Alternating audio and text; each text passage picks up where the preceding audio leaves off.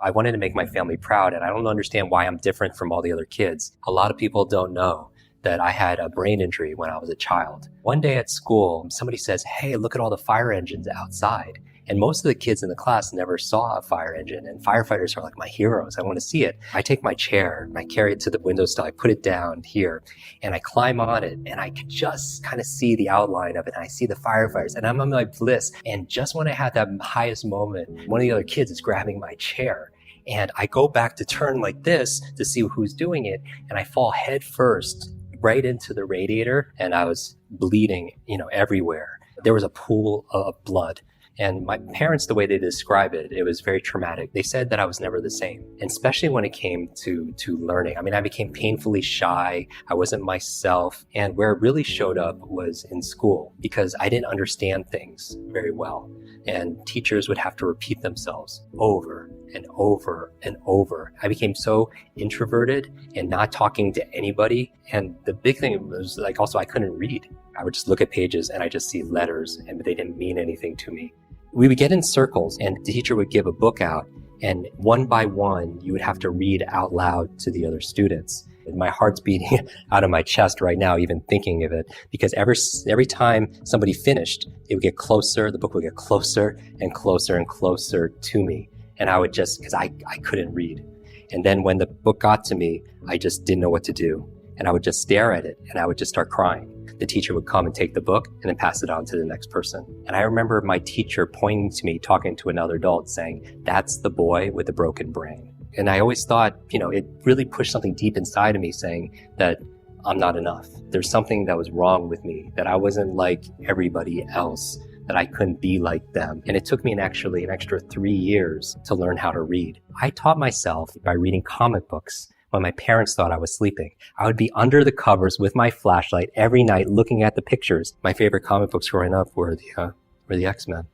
Not because they were the strongest or the fastest. It's just they didn't fit in because they were mutants, and they were bullied like I was bullied, and they were pushed aside and told that they weren't worth anything. It was a metaphor for me of what people were capable of and what humans are, their potential is. At night, when I was doing my nighttime reading, I found out the School of the Gifted, Professor X's school for the superheroes, was in Westchester, New York. And that's where I grew up, in the suburbs of New York City. The next day, I got on my bicycle and I started riding around my neighborhood trying to find the school for the X-Men. And I did that consecutively every single weekend. That's what I did. It brought the words to life, and I learned what reading was for me. And so I remember, though, we had a parent-teacher conference where my parents came in. I had one chance to really succeed, and it was this book report. They were willing to make this my book report, to count it more, because I was not doing well. And we decided on a topic, and that topic was on Leonardo da Vinci. She thought that it would be interesting, for me to study, to learn about, this genius. They say that he had dyslexia, and he had some learning challenges. And I had this heart-to-heart talk with my parents saying, I know I haven't measured up to this point, but I'm going to make you proud. And I picked up every single book on Leonardo da Vinci. I mean, I just dreamt about Leonardo, and at breakfast I would read about Leonardo, and everything was about this person.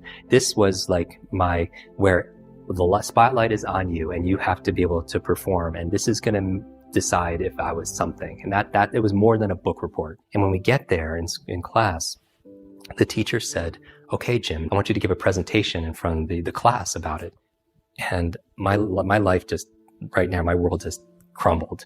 Because growing up with learning difficulties, I was painfully shy, because it was like going back to that reading circle again, where I had to talk in front of a group of people. Because up to that point, I never did that. And so I looked her right in the eyes, because my heart was beating on my chest. I was sweating so much. And I said, I didn't do the book report. And I basically lied. She just took me for my word, and I got a 0.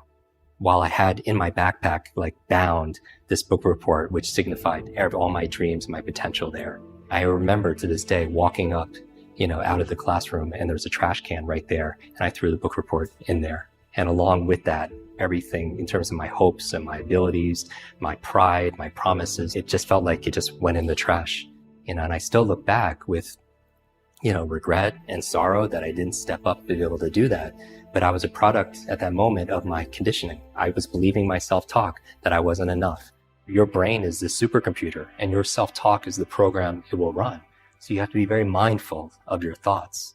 And so when you grow up with these challenges and you're the boy with the broken brain, you suffer and struggle and you wonder why. At the age of 18, I wanted to run away. I didn't know how to tell my parents how I was going to quit school. And I remember at that time, my friend said, hey, why don't you come with me over the weekend? I'm going to go visit my family, get some space, get some perspective. And I go to California, and I remember like it was yesterday, the father is walking me around his property and asked me a very innocent question, a question you would ask an 18-year-old kid. But it was the worst question on earth to ask me. How's school? I break down. And I just collapse and I just start crying to this complete stranger because of all the pressure that I'm holding in.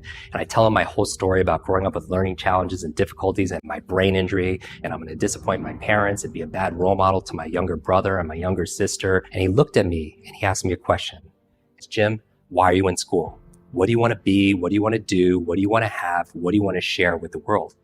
I didn't have any answers because I've never asked myself that question before. And he pulls out a journal out of his back pocket and he takes out a couple of sheets of paper, tears them out and hands them to me with a pen. And he makes me write down my answers. And he looks at me and he says, Jim, you are this close to everything on that list. And he spreads his index fingers about a foot apart. And I'm thinking, there's no way. Give me 10 lifetimes. I'm not going to crack that list. And he takes his index fingers and he puts them to the side of my head. And between that, obviously is my brain, meaning that's the bridge to everything that I need in life. That's the key to unlock this, to unlock my dream life. And so fast forward, I'm back at school and I'm sitting at my desk and I have a pile of books that I have to read for school and a pile of books that I committed to that I want to read. So what do? I don't eat. I don't sleep. I don't work out. I don't do anything. I don't spend time with friends. I just live in the library. After a while, I end up passing out one night in the library. I fall down a flight of stairs again. I hit my head again and I wake up in the hospital 2 days later and I have wasted away. I'm down to 117 pounds. I thought I died. I mean, it was the darkest time in my life because I felt like, what's my value on this planet? But when I woke up in that hospital bed, another part of me woke up saying there has to be a way of fixing this. And as soon as I had that thought, the universe responded. The nurse came in with a mug of tea, and on that mug of tea was a picture of a genius, Albert Einstein, and it had a quote, "The same level of thinking that's created your problem will not solve your problem." And it made me ask another question again. What's my problem? And I said, my problem is I have a very slow brain. I'm a very slow learner. Maybe I could learn how to learn faster. And I was like, okay, where do I go to learn? And I thought, oh, school. And I started looking through all the classes and I started reading every single one. And I realized all these classes are on what to learn, but there were 0 classes on how to learn. How does my brain work so I could work my brain? How does my memory work so I could work my memory? And I made that my study. And that was my aha moment. A light switch just went on and I started to understand things for the very first time. I started to have better focus. I started to read faster and I wasn't getting distracted all of a sudden. I mean, I started to make friends. I started to be more confident, being more happy and having more joy and enjoying myself.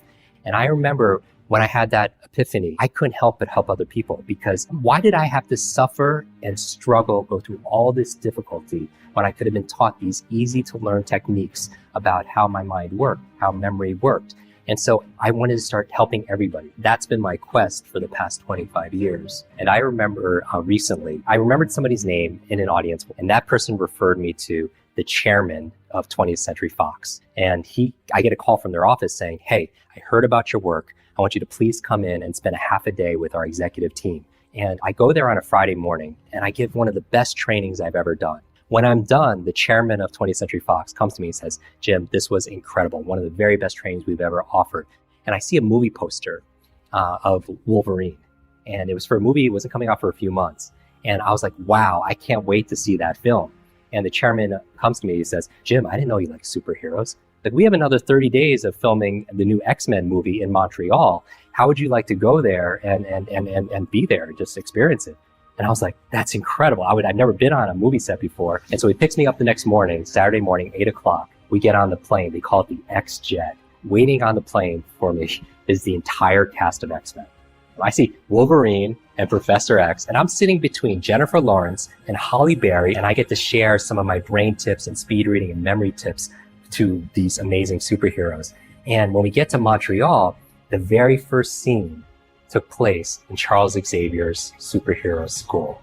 And I'm still this 9-year-old boy, and I'm looking at this school, the place I've always dreamed, that I've always searched and seeked for.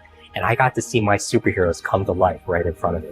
When I go home after that, there's a package waiting for me. And it's the size of maybe a television. And I open it up, and it's this photograph of me and the entire cast of X-Men.